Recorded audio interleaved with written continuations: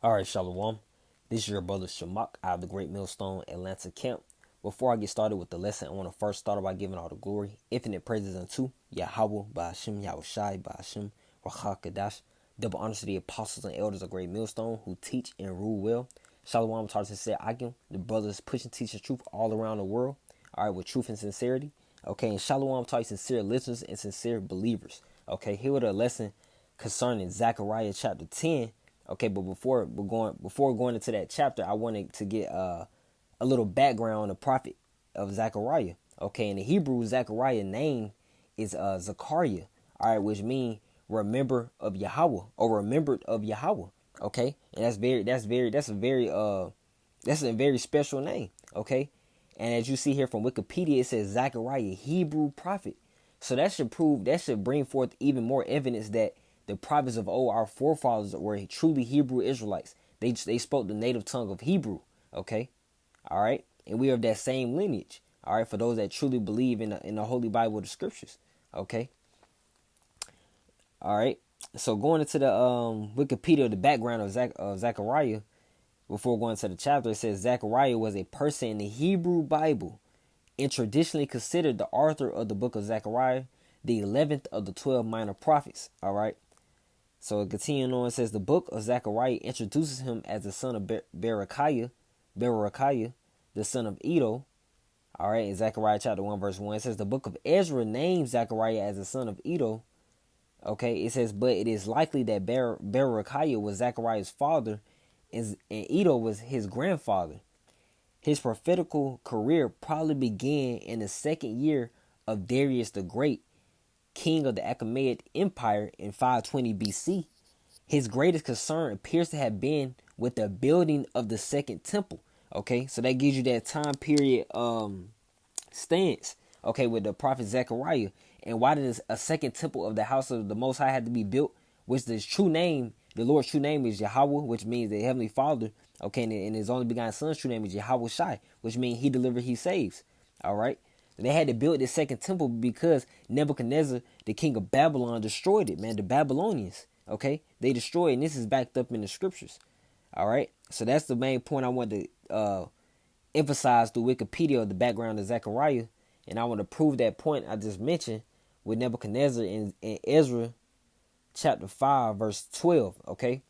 It reads, but after that our fathers had provoked the Most High, the power of heaven, unto wrath, he gave them into the hand of Nebuchadnezzar, the king of Babylon, the Chaldean, who destroyed this house and carried the people away into Babylon. So the Lord allowed Nebuchadnezzar to destroy the temple because our forefathers, the Israelites, pissed the Lord off by being disobedient, disobeying the laws, statutes, commandments that were already written for them to obey and for us to rehearse as well to this present time. Okay, verse 13. It says, but in the first year of Cyrus, the king of Babylon, the same king Cyrus made a decree to build this house of the Most High, and the vessels also of gold and silver of the house of the Most High, which Nebuchadnezzar took out of the temple that was in Jerusalem, and brought them into the temple of Babylon. Those did Cyrus the king take out of the temple of Babylon, and they were delivered unto one whose name was Sheshbazzar, who he had made governor. Okay, so that was just to quickly prove that Nebuchadnezzar did destroy, the first temple, man. All right, the Babylonians. All right, and this is the time period of Zechariah. So let's get that Zechariah chapter 10 going into prophecy truly and ultimately. All right, because in my Bible, all right, it emphasizes this chapter to be. It says it is labeled the future strengthening of Judah and Ephraim. Okay, and that's the Judah being the head tribe and Ephraim being the head tribe of the northern kingdom and Judah being the head tribe of the southern kingdom. All right, so this is totally it's including all of Israel, all the 12 tribes of Israel, basically.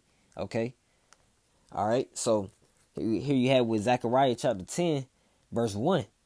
It reads, "Ask ye of the Lord rain in the time of the latter rain, so the Lord shall make bright clouds and give them showers of rain to everyone grass in the field." So it's basically like the prophet Zechariah asking for that blessing on our spirit, truly, on our spirit. Okay, and it's to flee from from that vanities and these other philosophies that these Gentiles, these, or truly the heathen, bring, man. Okay, let me get Jeremiah to precept that verse. Jeremiah chapter 14, verse 22. Okay, it's Jeremiah chapter 14, verse 22. It says, "Are there any among the vanities of the Gentiles that can cause rain, or can the heavens give showers? Are not thou he, O Lord, our power? Therefore we will wait upon thee, for thou hast made all these things." And we piss off the Lord through idol worship, man. That's why the Lord's allowed these heathen nations, these different various kings of the heathen nations, to take the Israelites out in our past history, man. And that's why we're ruling. That's why we're subject to slavery under the Esau Edom, the so-called white man, right now, because of the idols, man. These false powers and these vanities. Vanities are emptiness. All right, because there's no power with these other gods, man, that these heathen nations present, man. All right, but the Lord's going to make that very known in these last days, man. All right, it's about to be made very clear. Okay. But verse 2, it says, "For the idols," see, it goes into it, says, "For the idols have spoken vanity." Basically, vanity going to emptiness. It says, "And diviners have seen a lie and have told false dreams. They comfort in vain. Therefore they went their way as a flock. They were troubled because there was no shepherd. Mine anger was kindled against the shepherds, and I punished the goats. For the Lord of hosts," which the Lord of hosts is basically the Lord of armies. Okay, the Lord is an austere power, man. He's a jealous power. Okay, and he loveth judgment, as it says in Psalms 37, verse 28. All right, it says, "The Lord of hosts had visited his flock of the house of Judah, and had made them as his goodly horse in the battle. Out of him come forth the corner, out of him the nail, out of him the battle bow, out of him every oppressor together." Okay, verse 5, and I want to emphasize verse 5 and verse 6, if I'm not mistaken. Okay, verse 5, "And they shall be as mighty men when tread down their enemies in the mirror of the streets in the battle, and they shall fight, because the Lord is with them, and the riders on the horses shall be confounded." Okay, so the beginning of or according to my Bible, it labeled, this chapter. It says the future strengthening of Judah and Ephraim. Okay, so that should show you, or be an inclination that this is future prophecy. All right, so that verse 5. Let's get that at the Lord, because the Lord's about to turn basically the men of the Lord, those that have been serving Yahweh Bashim outside in truth and sincerity. He's about to turn us into, fishers of the word, into hunters, man, of judgment. Okay, so this is Jeremiah chapter 16, verse 16. It reads, "Behold, I will send for many fishers, saith the Lord, and they shall fish them." And who are we fishing? Those sincere believers of Yahweh Bashim outside, those that truly can understand and humble down to the word of the Lord. Okay, that's who we're here for. We're not here for the shit talkers and the mockers and scoffers. No, we're here for those sincere believers.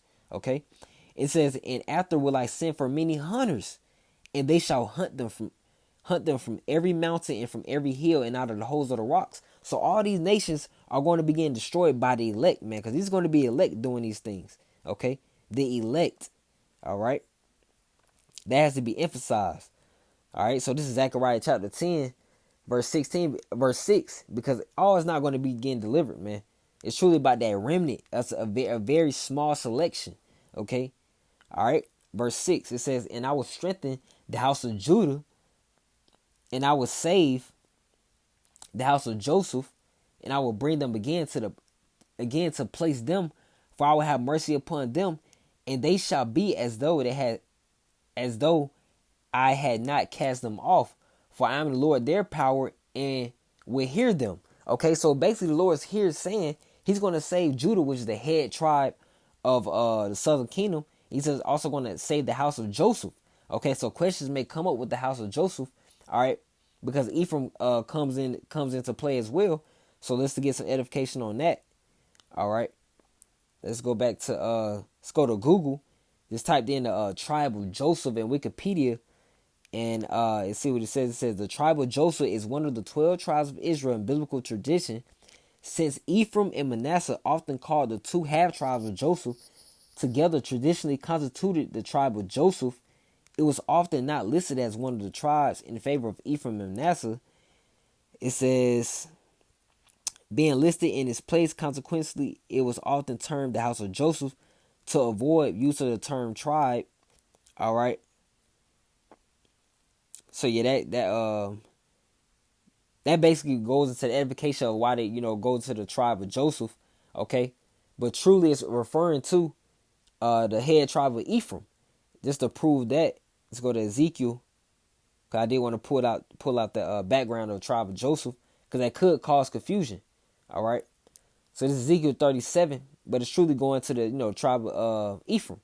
All right. So and this should make it very clear, because it said Judah. It said Judah and the tribe of in Joseph. Okay, but this time it's gonna say Judah and Ephraim.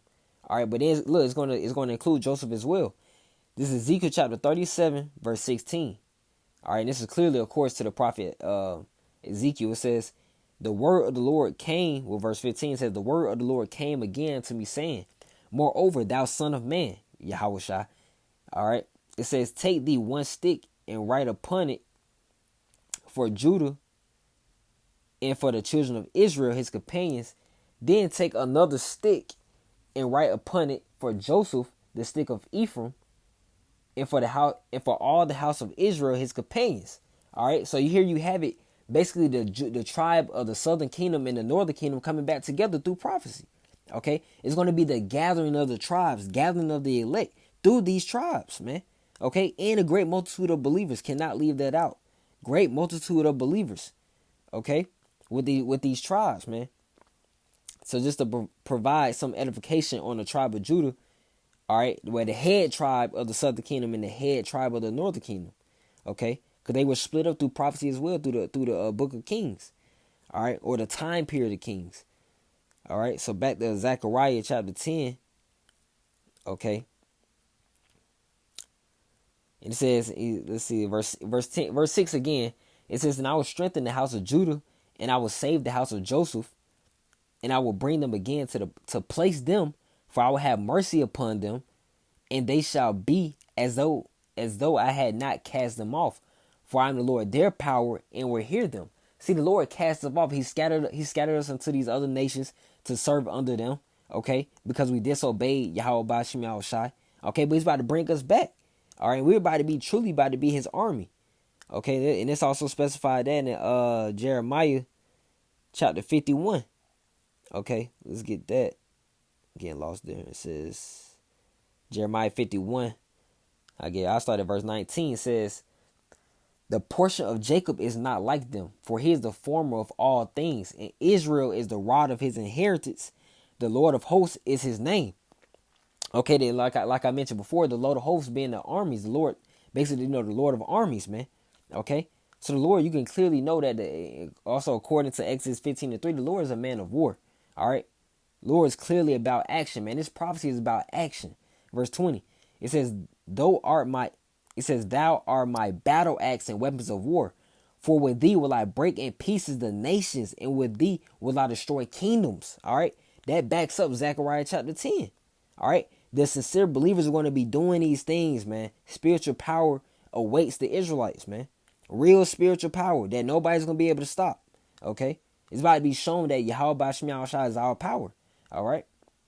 But verse 7, it says, and they of Ephraim shall be like a mighty man, and their heart shall rejoice as through wine. Yea, their children shall see it and be glad. Their heart shall rejoice in the Lord. Verse 8. Verse 8. I don't know, I'm mistakenly about to highlight this. This is verse 8 though. Okay. It says, I will hiss for them and gather them, for I have redeemed them, and they shall increase as they have increased. And I will sow them among the people, and they shall remember me in far countries, and they shall live with their children and turn again. Okay. Verse 10 is going to go more into it. It says, and I will bring them again also out of the land of Egypt, and gather them out of Assyria, and I will bring them into the land of Gilead and Lebanon, and place shall not be found for them. All right, so the Lord is basically about to gather the elect, man. Okay, to put it simple and plain. He's about to simply gather the elect, okay, before all nations. Let's get exactly, it's like it. Isaiah chapter 11, verse 11. It says, and it shall come to pass in that day, in these last days, man. This is just like I mentioned. This is speaking upon that future strengthening of Judah and Ephraim. Zechariah 10 is all about that strengthening, man.